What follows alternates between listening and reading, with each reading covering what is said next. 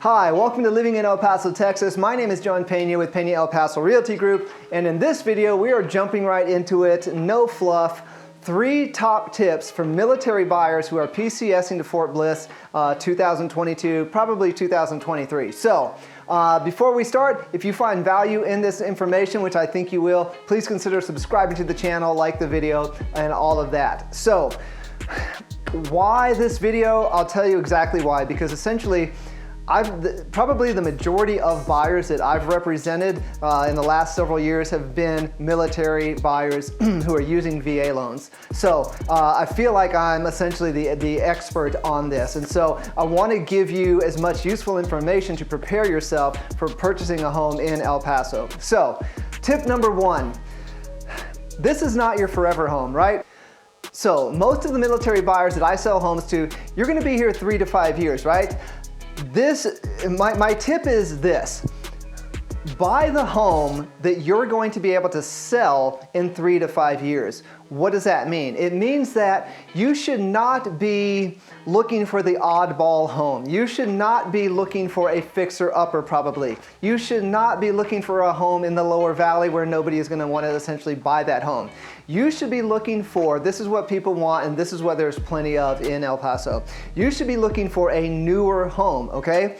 Most military families, they want to move into a home, adapt their family to a new city and start living, right? They don't want to make a bunch of repairs. They don't want to have to fix a bunch of things. That's why I say go for a newer home, and there are plenty of newer homes in El Paso, which brings me to another point on this topic, which is make sure you select a good area, right? The Far East, probably the most popular area. Why? Because it's close to base and there's a lot of new, nice homes. Horizon City, probably a close second. A little more bang for your buck. Newer homes a little further from Fort Bliss, but not a big deal.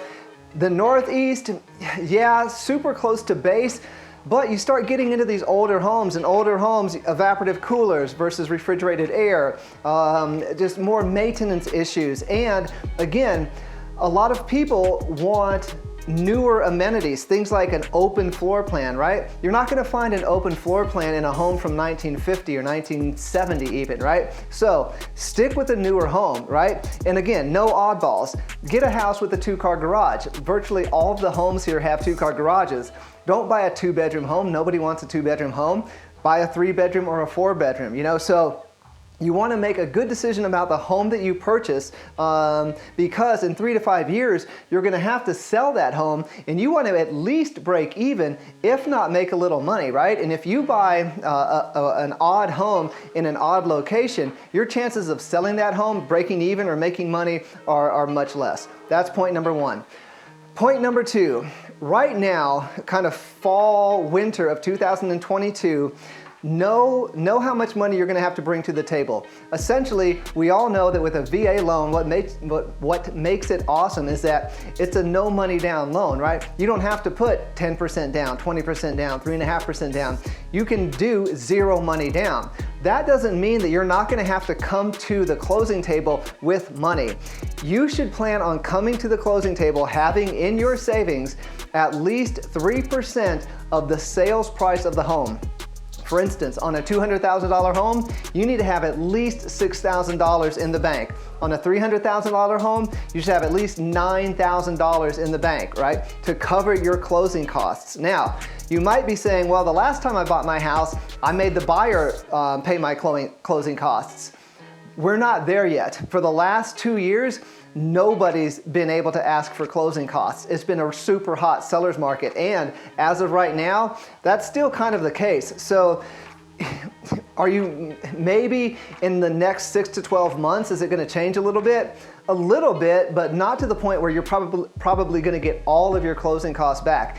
You might eke out $1,000, $2,000 out of a seller, but for the most part, sellers aren't, we're not into a buyer's market yet. In a buyer's market, yeah, you can ask the seller to pay some of your closing costs and there's a good chance that it'll happen. Right now in El Paso, in our market, that's not necessarily the case. So if you want to be secure, know that there are going to be no hiccups at the end of the road here when you're closing. Try to have 3% of your offer price. Let's say you're looking at that $300,000 house. I would really try to have 9 grand sitting in the bank in case you need it. And point number 3, you're going to pay a real estate agent's commission. Now, you don't get to decide what that is. The seller, the homeowner, decides what the commission is going to be for both their listing agent and the buyer's agent. Typically it's 6%. 3% of the sales price is going to go to their listing agent, 3% is going to go to the real estate agent who brings the buyer. Now, that money, you're not paying a real estate agent directly anything. But of course, if you pay $200,000 for a home, $6,000 is basically going to go to the listing agent, $6,000 is going to go to the buyer's agent, but you're paying $200,000, you're not paying any additional money, right? Now, here's a very important point. If you're a VA buyer, chances are you might be considering working with Veterans United, Navy Federal, USAA. Now, you're going to call them up to get that pre-approval letter, which is absolutely necessary. And they're going to say, oh, hey, we've got a great real estate agent that you should work with. Work with this agent and we'll give you, maybe $100 off of this or that. Now, I would not do this. Why? Because you are essentially then working with a discount agent. The only way that an agent becomes a preferred agent of one of these lenders is by basically agreeing to give them a cut of the commission. So now this agent is essentially working at a discounted rate, and chances are you're buying your home from afar. You're not here to see the home in person. You're relying on video. We kill it on video. We have buyer's agents who go out and they make very thorough walkthrough videos of every home that you request within 48 hours. Is your discount real estate agent that Veterans United pushed on you going to do that?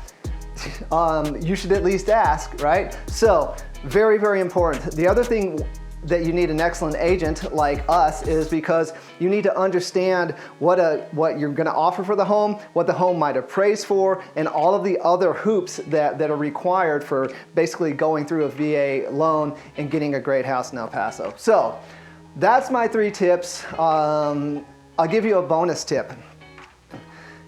These are important things to know, but if you pick the right agent and you make some planning ahead of time, having that 3%, this can be an enjoyable experience too. This shouldn't be something where you're pulling your hair out, you're stressing out, you're freaking out. This should be an enjoyable experience. We aim to make that experience not only financially fruitful for you, but also enjoyable so that we find you a great home so that you're not, losing your mind, 2-3 weeks before you PCS to El Paso and you don't know what's going on with your housing.